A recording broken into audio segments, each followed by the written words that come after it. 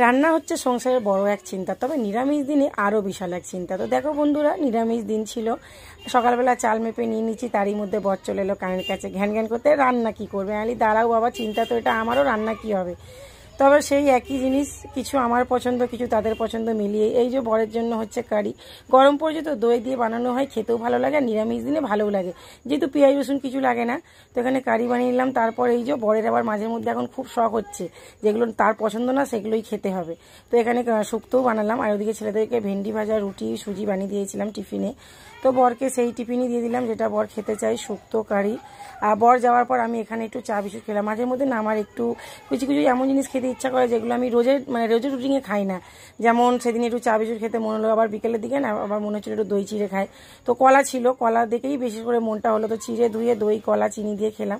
তোমরা কারা কারা এরকমভাবে খাও অবশ্যই বলে। সন্ধ্যাবেলা বাড়িতে কুটুম ছিল, চা বিস্কুট দিয়েও চাউমিন আনতে হলো।